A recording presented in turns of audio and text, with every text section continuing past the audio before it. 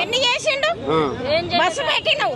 ఎవడు పెట్టమన్నా నిన్ను బస్సు మేము పెట్టమని నిన్ను అడిగినామా నీ కాళ్ళు మొక్కినామా 6,000 మిగులుతానే అడగమ్మా మీకు మాకేంది మాకు అవసరం లేదు బస్సు పైసలు పెట్టుకొని పోతాం మేము ప్రజాపాలన అంటున్నా అవసరం లేదు మాకి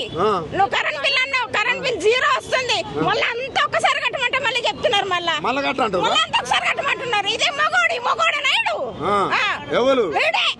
సీఎం గాడే అంతేనా మరి ఇప్పుడు ఉన్నది రేవంత్ రెడ్డి తెలుసు కానీ బొచ్చగాడు తెలుసు బోసగాడు అంతేనా మరి ఏమట్ల పనికిరాని బోడగాని దించి పెట్టిండ్రు మా అయ్య ఉన్నప్పుడే బాగుండే ఎవరు మీ అయ్యా ఎవరు తెలంగాణ అయ్య ఉన్నప్పుడే బాగుండే అదే అయ్య పేరు చెప్పు మీ కేసీఆర్ ఉన్నప్పుడే బాగుపడ్డాయి మా బతుకులు బాగుపడ్డాయి ఇప్పుడు గంగల కొట్టుకపోతున్నాయి అన్ని మురికి నీళ్ళ కొట్టుకపోతున్నాయి 6 నెలల ఇంత ఆవేదన ఎందుకమ్మా మీకు ఈ కంతరి నా కొడుకు చేసిండు ఈ కంతరి నా కొడుకు సీట్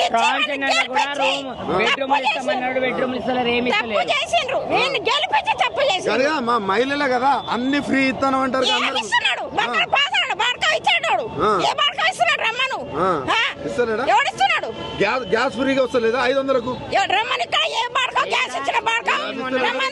నేను హ్యాండిక్యాప్ నేను ఇంతవరకు పెన్షన్ లేదు వాడు మొగోడాడు